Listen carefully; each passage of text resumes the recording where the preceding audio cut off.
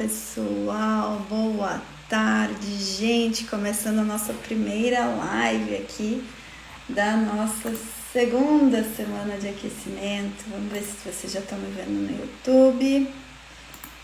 Deixa eu esperar aqui carregar no YouTube para vocês. William, seja bem-vindo. Caroline, bem-vindo. A Ilse, a Simone. O pessoal do YouTube tá aí também, gente. Vou ficar olhando do lado agora para ver o YouTube, tá? Que eu vou ficar olhando pro pessoal do Insta e que eu olho pro pessoal do YouTube. Então, a Débora Amorim tá no YouTube também. Sejam bem-vindos, gente. Animados aí para começar a nossa série de 10 lives da nossa segunda semana de aquecimento prévia, a nossa jornada tributação, gente, aquecendo as turbinas para vocês já chegarem aí com bastante motivação, com tudo muito afiado para partir para ação, né? Pessoal, a Fabiola, a Simone, Diogo, a Jeane também, a Daniele Fragoso também tá aqui no YouTube, muito bom. Pessoal do Sul aí, tem alguém do Sul, gente? Se tiver alguém do Sul, manda um oizinho, tá? E quem não for do Sul, fala de onde que é que eu quero saber aí, de onde que vocês estão se comunicando aqui pela nossa rede mundial de computadores. Hoje vamos falar de um assunto bem novo, né? E o Cleverson já chegou colocando vários diamantes aí, né, Cleverson? Porque já falar de uma questão super inovadora, totalmente relacionada à nossa era da Revolução 5.0, às novas tecnologias e, assim, aquelas elucubrações sobre o alcance da tributação, né? Ó, tem gente de São Paulo aqui, o Bem Barba de São Paulo. Ó, Júlia, olha, conterrânea, Júlia Poleto de Curitiba. Júlia, também sou de Curitiba, mas eu estou em São Francisco do Sul. Daniele Fragoso do Rio, a Débora Amorim de Campos, de Goiatacazes no Rio também. A Lilian de General... A Lili Rami de General Câmara do Rio Grande do Sul, Cleverson de Cascavel, Fabiola de Minas. Muito bom, gente. Estão aí preparados para a gente começar a falar um pouquinho de tributação de NFT, né? Alguém já ouviu falar sobre isso? Vocês acompanharam na semana passada, gente, as notícias sobre a venda do primeiro post que o fundador do Twitter fez. E esse primeiro post que ele fez foi vendido por quase 3 milhões de dólares. Vocês viram isso, gente? Quem viu aí? Levanta, coloca aí uma mãozinha, fala eu vi. Coloque para eu saber quem que acompanhou essa notícia ou quem não sabe, que é que eu fale aí desde o começo, né? Enquanto isso o pessoal tá falando, ó, o William é de Rio Negrinho, pertinho aqui, tá perto, né, William? Verdade, tá bem pertinho aqui de São Francisco do Sul, muito bom. Misericórdia. Ó, o pessoal de Cuiabá também. Então, quero saber, gente, quem que acompanhou? A Débora Amorim acompanhou a notícia. Quem não acompanhou, olha lá, o pessoal da Notícia Tributária quer que fale. Então, vamos lá, vamos começar assim, colocando todo mundo no mesmo passo. O que aconteceu na semana passada? Então, na semana passada, foi divulgado a venda faz exatamente uma semana, gente. Foi no dia 22. Foi no dia 22 de março que foi publicado no portal G1. Exatamente na segunda-feira da semana passada, então está completando uma semana. Foi publicado no portal G1, e claro que repercutiu na imprensa de uma forma geral, que o dono do Twitter, o Jack Dorsey, ele vendeu num leilão, tá? Vendeu no leilão o seu primeiro post que ele fez no Twitter, quando o Twitter não se chamava ainda Twitter, né? Foi lá em 2006. Ele vendeu esse primeiro post por 2,9 bilhões de dólares, né? Cerca aí de mais de 15 milhões de reais, um post do Twitter. Aí vocês podem me perguntar, Letícia, como que um post do Twitter pode valer alguma coisa, né? Como que isso? E olha, gente, o que era o post? Deixa eu pegar aqui. Sabe o que era esse post, esse tweet, né? Lá no Twitter é um tweet. O que é esse post? Ele falou, estou criando minha conta Twitter, que nem era Twitter, né? Não escrevia como escreve hoje o Twitter, era TWTTR, então não tinha as vogais. Foi isso. Então foi esse primeiro post aí que ele fez lá no dia 21 de março, né? Então completando aí o aniversário desse primeiro post. ele conseguiu colocar num leilão e vender por quase 3 bilhões de dólares, tá? Então, teve notícia falando que já tinha oferta de 2,5 bilhões de dólares e ele vendeu por 2,9 bilhões de dólares e aí faturou o que equivale na nossa moeda mais de 15 milhões de reais, tá? E aí, mas como que se deu isso, né? O que se deu para vocês entenderem esse contexto, né? Como que um post do Twitter pode ter valor, né? Como que ele pode ter valor? E aí, isso vamos entender os fatos para depois a gente começar as nossas elucubrações sobre a parte da tributação, tá? Então, vou colocar vocês todos no mesmo passo aí pra gente poder. E, gente, se esse assunto é um assunto que interessou pra vocês e que vocês sabem que tem aquele coleguinha que gosta de falar de novas tecnologias, que é a galera do mundo digital, ou que é o coleguinha do tributário que gosta de coisa nova, vocês já sabem o que tem que fazer, né, gente? Compartilha. A única coisa que tem que fazer é compartilhar. No Instagram vocês têm um aviãozinho para compartilhar. No YouTube vocês têm o link para compartilhar com mais pessoas, para que mais gente possa debater esse assunto aqui conosco, tá bom? Então vamos lá. O que aconteceu? O Jack Dorsey, ele transformou, tá? Ele transformou esse post no Twitter em um formato chamado token não fungível, tá? Então hoje eu já falei com vocês algumas vezes, quem é meu aluno mais avançado ouve também eu falar sobre as novas tecnologias e o impacto delas na nossa economia e como que a tributação precisa também acompanhar. Então uma das 8 novas tecnologias que surgiram nesses últimos anos é a tecnologia blockchain, tá? Então um grupo de blocos em que todas as transações, todos os elos são informados, eles disparam um token numa cadeia de blocos e para um negócio ser confirmado, todas as partes envolvidas precisam assinar aquela cadeia de blocos. Então blockchain é uma cadeia de blocos, tá?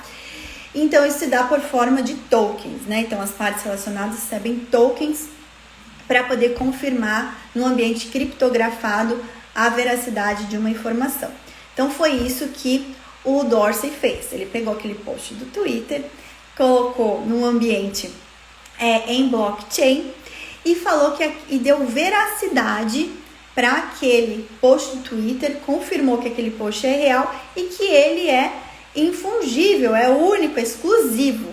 E isso passa a valer mais ou menos como uma obra de arte, né? Tem assim aquela questão do valor histórico, da exclusividade, da escassez no mercado, e a partir do momento que ele coloca isso no formato chamado NFT, que traduzindo da sigla em inglês seria token não fungível ou non-fungible token,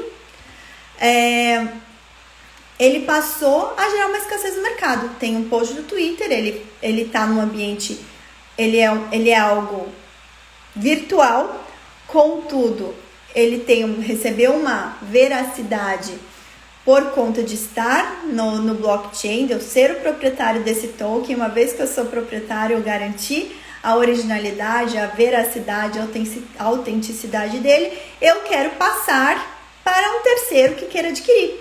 E ele jogou isso num leilão, tá?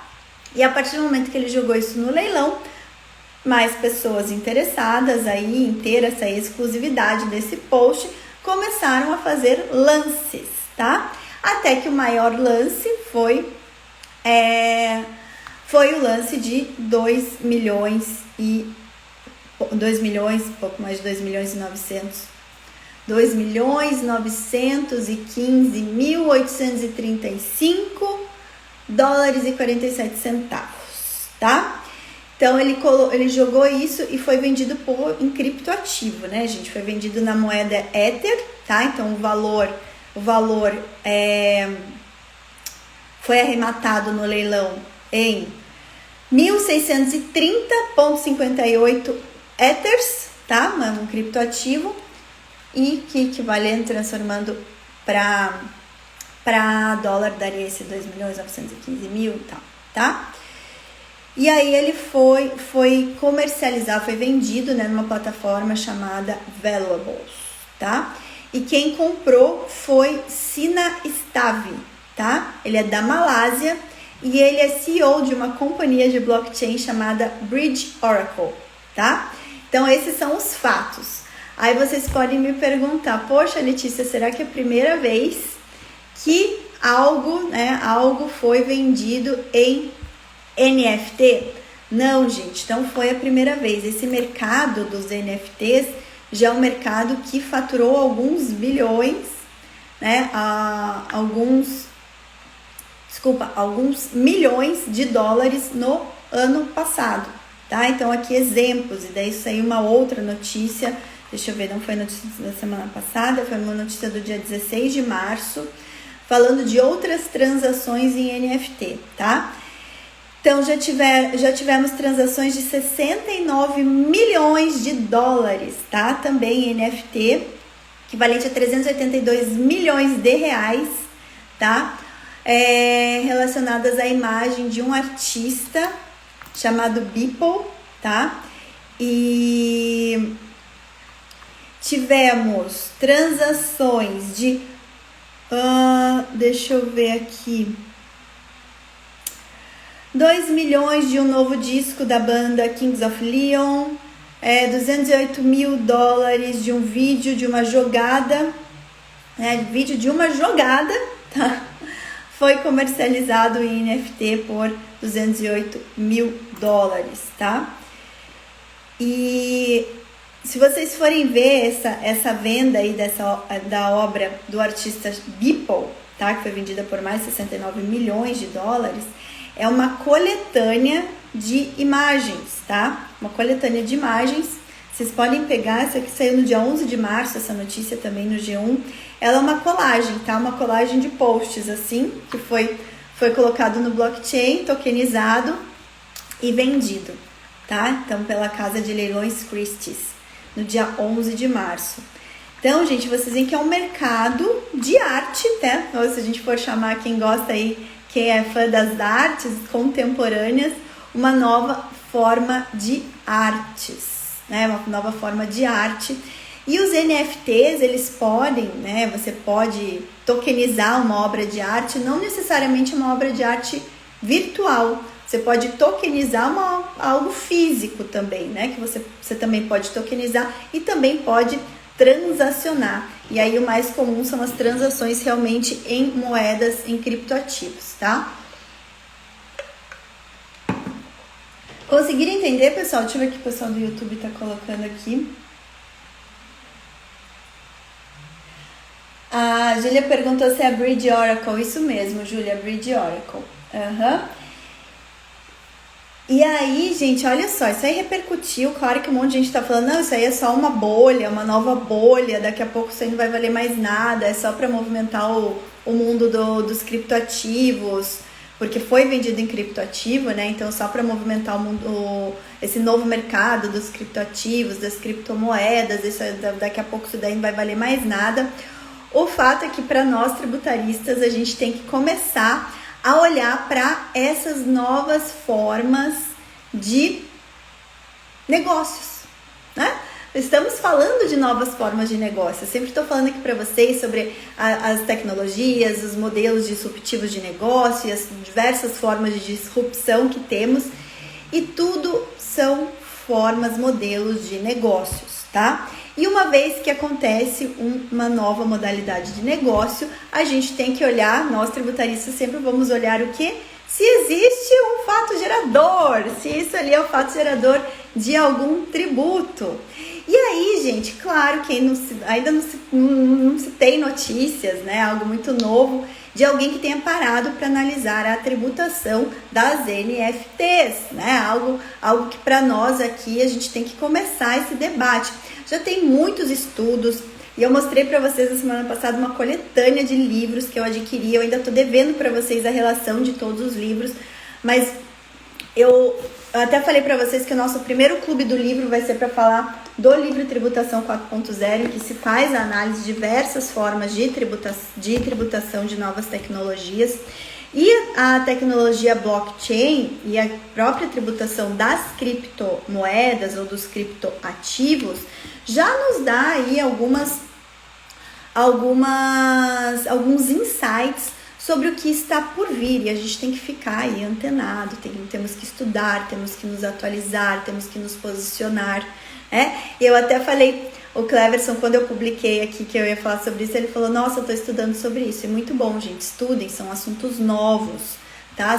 São coisas aí que vão impactar e que daqui a pouco não, a gente já tem diversas empresas aí de tecnologia blockchain, empresas corretoras de criptoativos, fundos de criptoativos. Então são coisas que a gente precisa olhar, porque a gente vai precisar assessorar essas empresas, né? E a tecnologia está cada vez mais ganhando aí força, né? Novos mercados. Então a gente precisa, tá? E aí, pessoal, então assim, um bom ponto de partida para a gente começar a analisar a questão dos NFTs é justamente a gente começar a pensar o negócio, né? Que negócio que é esse que está acontecendo? O que é isso, né? Vamos pensar em um negócio. É um negócio jurídico? Isso. Então vamos pensar, tivemos uma transação, certo? Tivemos duas partes relacionadas. Então sim, nós temos um negócio bilateral. Então tivemos de um lado o fundador do Twitter colocando algo, né? Vamos pensar um ativo, né? Por mais que seja um ativo intangível, ele é um ativo, certo?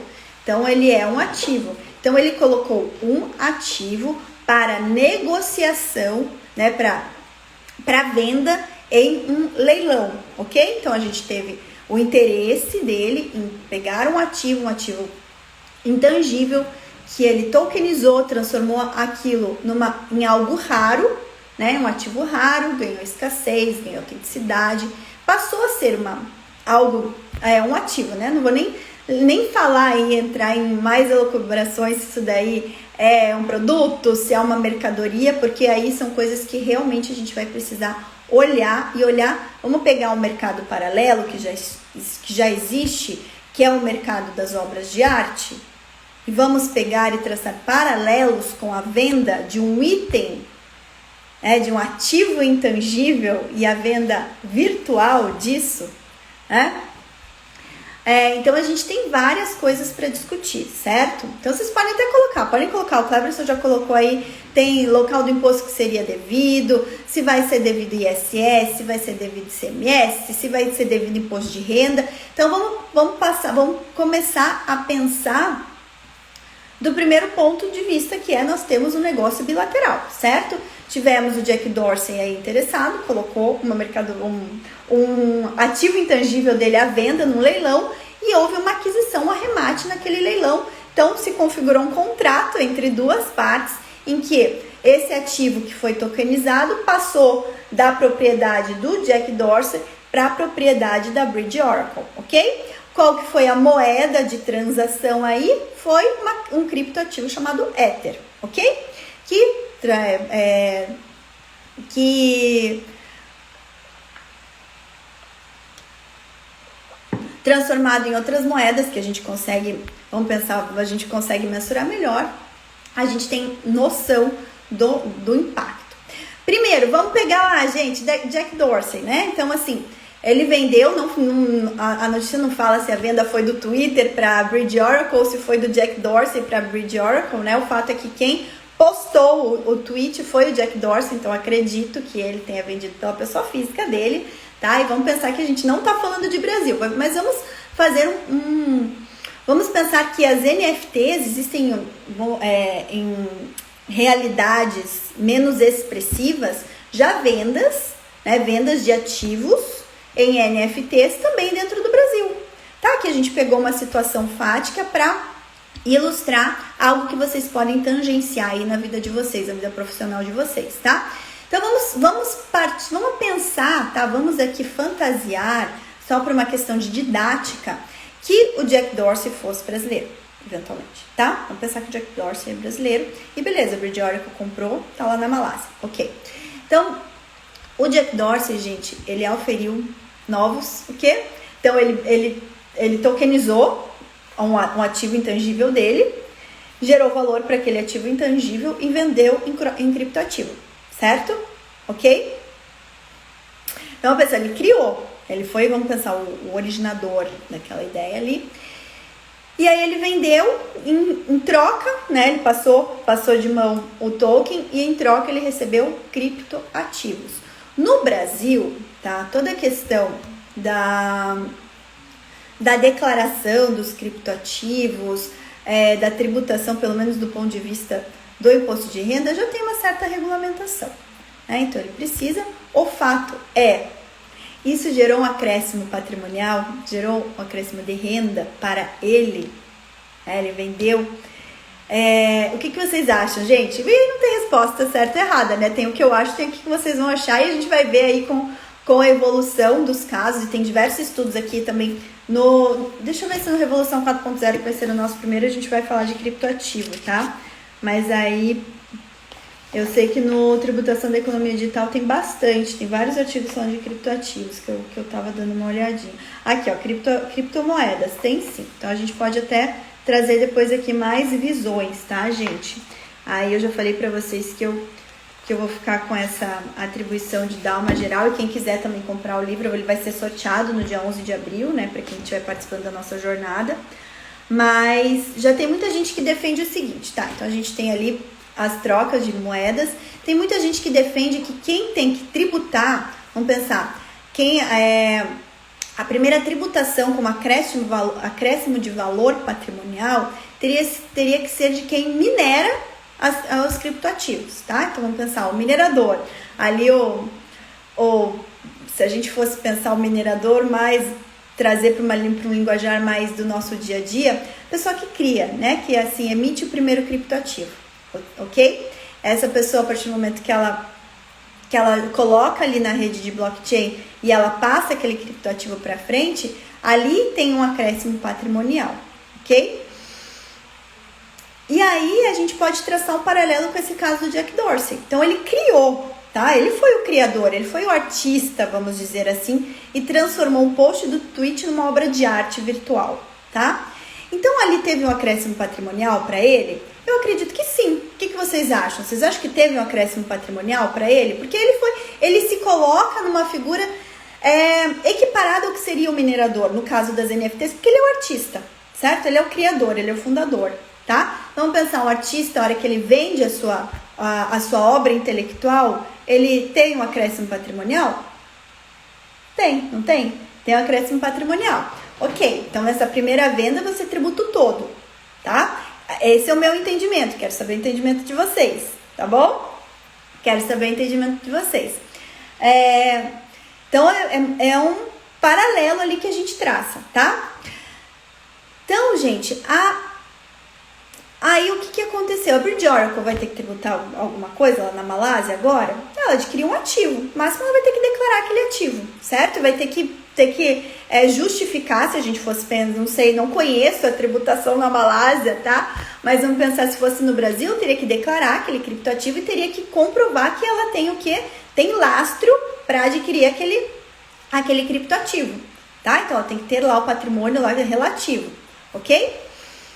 E aí vamos pensar mais pra frente, tá, gente? Então ali, se fosse no Brasil, a gente sabe que a Receita ia querer ali tributar o Jack Dorsey. Letícia, mas ele só gerou, ele na verdade trocou por criptoativo, isso ele não transformou em real ainda, mas ele vai ter que declarar, né? Tá ali em criptoativo, vai ter que declarar, e já há entendimentos de que ele tem que tributar, assim, não exatamente no caso do NFT, tá, gente? Eu tô traçando paralelos, mas no caso de quem minera uma criptomoeda, né? E no caso, como se ele fosse equiparar o artista que ele criou ali, aquele tweet que foi vendido, que ele tokenizou, então haveria algo para equiparar. Letícia, mas assim, pensando do ponto de vista lá das raízes, né, do direito tributário e tal, pelo princípio da legalidade. Pelo princípio da legalidade, só é possível que haja fato gerador, né? Então, que haja o fato gerador se tiver uma hipótese de incidência prevista em lei, ok? Ok? Vocês estão corretos? E no caso da NFT, a gente não tem algo muito novo, não tem ali. Só que a gente tem na nossa legislação, e aí, gente, temos que pensar nos dois pontos de vista. A nossa legislação já prevê que ativos tangíveis ou intangíveis, eles são ativos, tá? Uma vez que eles acrescentam patrimônio, eles são objeto de tributação, ok? Então, a gente tem que pensar por esses dois lados, tá? Então, aqui a gente tem que ver na síntese o que é um ativo intangível, tá?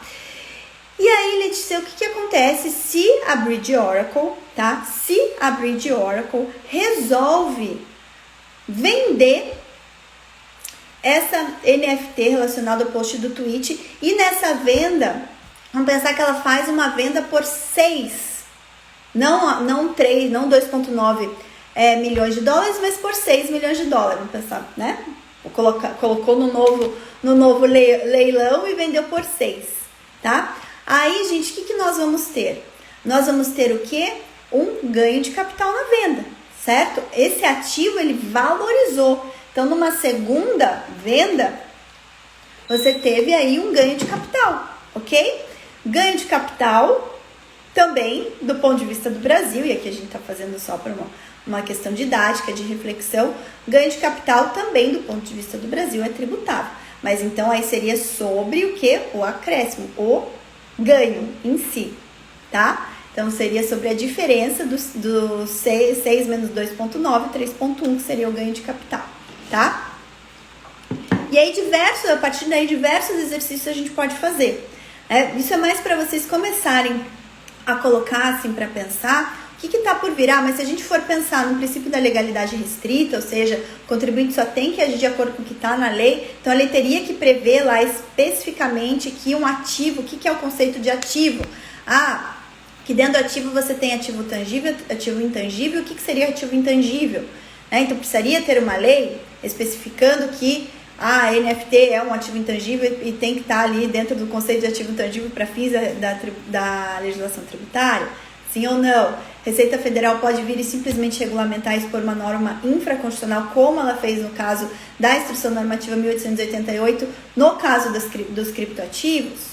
Então, assim, a Receita, ela regulamentou criptoativo, né? Então, já há uma regulamentação para os criptoativos, né? Não apenas para as criptomoedas, mas para os criptoativos, e a NFT é um criptoativo. Aí a gente tem que começar também a pensar o que já tem aí, o que a gente já tem legislado, o que não temos. E fiquem de olho, porque esse é um mercado que está em ascensão, e todas as novas tecnologias estão em ascensão, e claro que o fisco também está em ascensão. Inclusive, gente, o próprio fisco está cada vez mais estudando a própria tecnologia do blockchain, né, para poder, eventualmente, no futuro, passarmos a ter as obrigações tributárias acessórias num ambiente de blockchain, por conta de ser um ambiente mais seguro, né, um ambiente assim que estaria mais blindado a fraudes. Claro que tudo que tem uma interferência humana ainda está sujeito a um tipo de fraude, mas existem diversos estudos já nesse sentido, né? Inclusive, eu estava lendo um artigo aqui desse livro, gente, vou colocar para vocês, o Tributação da Economia Digital.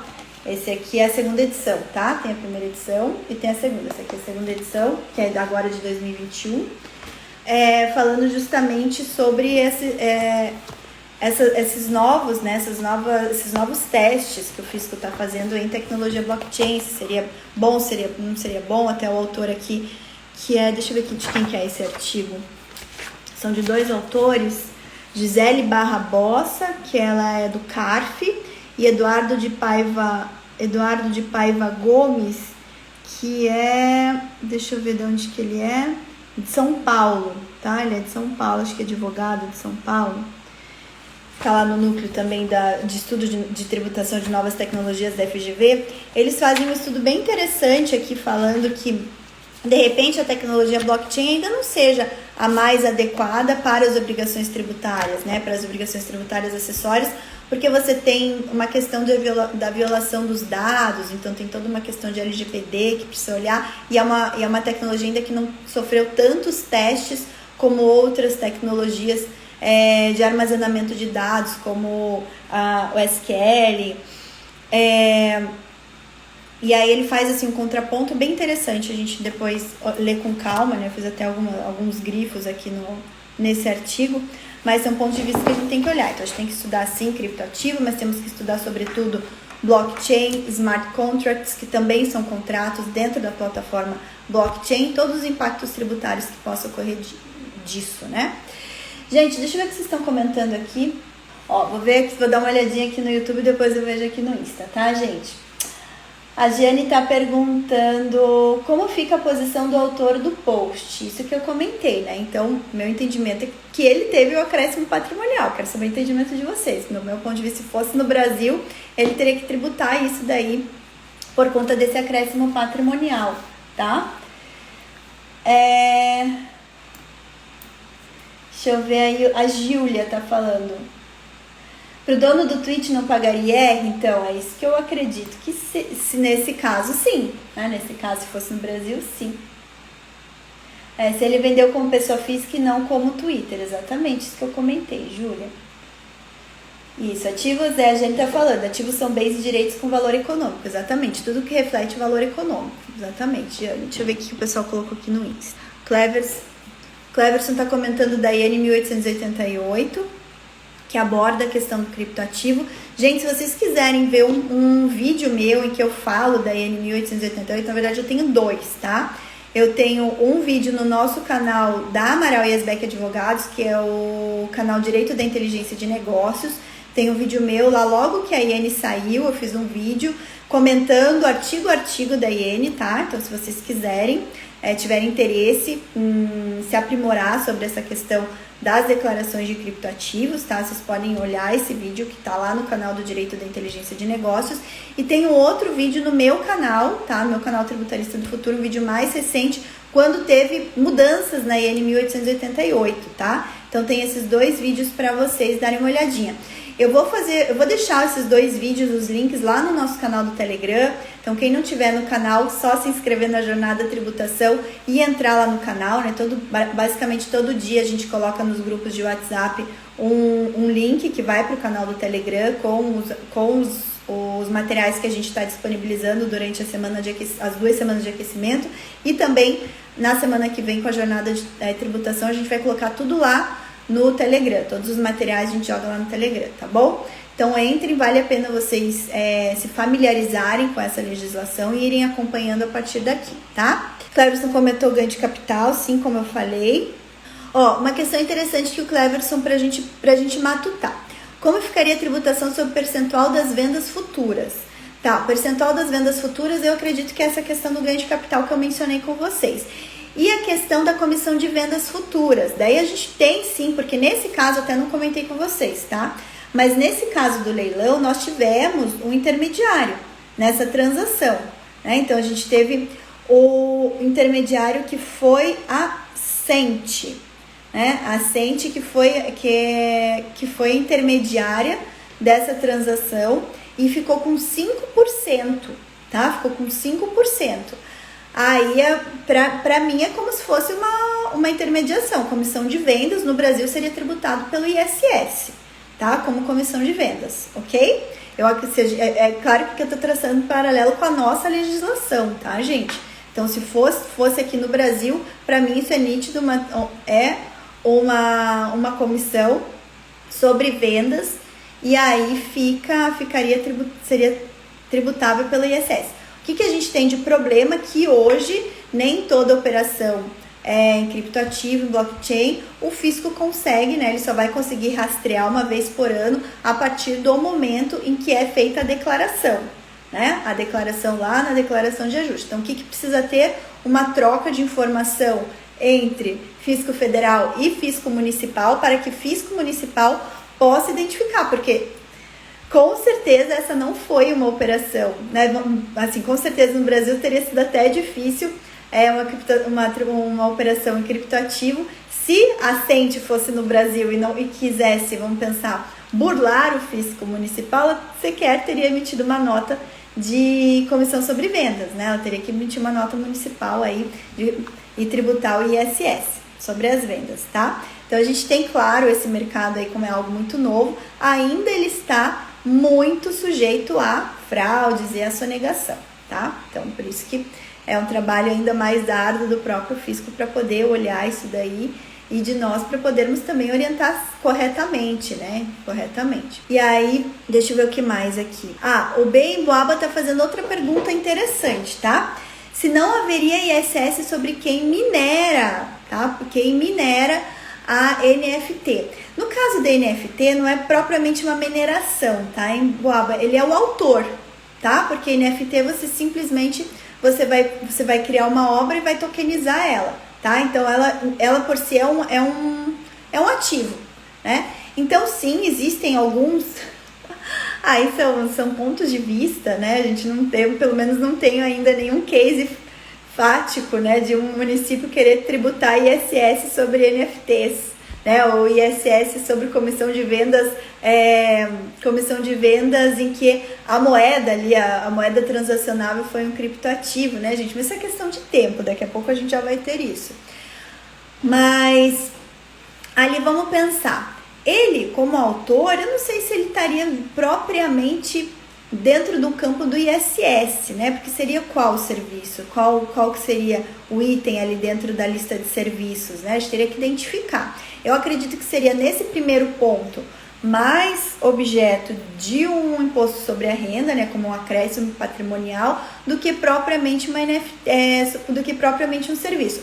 Ao contrário do que quem está ali tokenizando, né? Se vamos pensar, a Sente, que intermediou essa operação aí sim, eu acho que no caso dela, fazendo uma intermediação de uma operação, ela está prestando um serviço que sim poderia estar dentro do campo de abrangência do ISS, tá? E o Cleverson está fazendo um comentário interessante, que a partir do momento que o valor criptoativo é convertido em moeda corrente, o fisco começa a ter acesso, exatamente. E a partir do momento que você declara na tua declaração de imposto de renda, você também tem que converter, né, em moeda, em real no caso. Então, com essa troca de informação entre fisco federal e fiscos municipais, fica bem mais fácil também de você identificar a operação.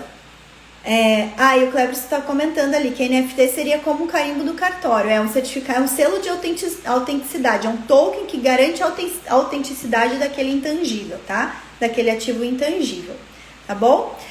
E aí, claro que tudo a gente tem que analisar também, que a gente está fazendo um exercício pensando como se fosse uma operação ocorrida totalmente dentro do Brasil, mas não foi, e claro que aí a gente vai ter que avaliar também o contexto internacional e as tributações dos diversos países envolvidos. E hoje, gente, ainda tudo não é só novo no Brasil, né? É novo no mundo. Algumas jurisdições já são mais friendly, né, aos criptoativos, no sentido de não tributar. Por exemplo, a Albânia é um país muito conhecido, né, por recepcionar todos os negócios relacionados, fundados em criptoativos. Então, você tem alguns países mais friendly aí do ponto de vista da tributação, né? Então, claro que isso exige aí uma discussão um pouquinho maior do nosso ponto de vista. Caso vocês tenham interesse, esse é um assunto que a gente sempre discute, tá? Dentro da nossa trilha de aprendizado, a gente discute muito nos cursos acima do FTF, né? Então já a partir do BI Tax Skills a gente já discute novas tecnologias, o Master, a nossa maratona que acontece uma vez no ano, todo mês de novembro, e vocês podem também, daqui a pouco vocês vão poder assinar ela para pegar os conteúdos passados. Também é um assunto que sempre vem à tona a gente falar de novas tecnologias e os impactos da tributação sobre novas tecnologias. Então é um assunto que dentro da aba do BPT Educação a gente está discutindo aí com uma certa constância. O meu objetivo hoje para vocês é trazer algo atual para a gente fazer esse exercício, essa nossa reflexão, e para que vocês também abram os olhos para esses novos negócios que estão surgindo, novos nichos de mercado que estão surgindo, que vocês podem sim se especializar e podem sim ser referência, tá bom? Pessoal, hoje o nosso encontro era mais curtinho mesmo, tá? Eu vou continuar falando do nosso retrospecto, nosso encontro para falar de NFT, era mais no sentido de trazer uma discussão, algo para vocês pensarem. Toda segunda-feira, depois desse nosso encontro aberto, eu me fecho com os meus queridos da nossa comunidade tributarista do futuro para a gente poder passar sobre outras notícias do nosso retrospecto tributário. Então, toda segunda-feira no blog da Amaral e Asbeck Advogados a gente divulga o nosso retrospecto tributário, que é um compilado de assuntos, de notícias que foram veiculadas na semana anterior, e a gente faz um debate, eu apresento para vocês, a gente debate, tira dúvidas. Então, Sempre que vocês quiserem ingressar na comunidade, vão ser sempre bem-vindos. Só me mandar um direct, eu mandar um direct lá no perfil do BPT Educação também. E a gente passa para vocês direitinho como que funciona para vocês se tornarem membros da nossa comunidade tributarista do futuro, tá bom? Quem for participar da jornada, eu peço um pouquinho de paciência, tá? Não entre na comunidade agora. A gente vai abrir aí uma oportunidade para vocês ingressarem na comunidade. Depois que a gente fechar as matrículas para o FTF, a gente vai abrir uma oportunidade especial para quem quiser só entrar na comunidade, não quiser fazer o curso, tá? Quiser só entrar na comunidade. Então, paciência, esperem aí mais ou menos umas 3 semanas, a gente vai ter novidade para vocês, tá bom? Pessoal, eu vou lá encontrar os meus queridos da comunidade. Quem for da comunidade estiver me acompanhando, entra lá no Facebook agora, tá? Na verdade, entra direto no Zoom, né? No link do Zoom que está lá na nossa comunidade do Facebook. Eu encontro vocês lá porque tem muito assunto também do retrospecto.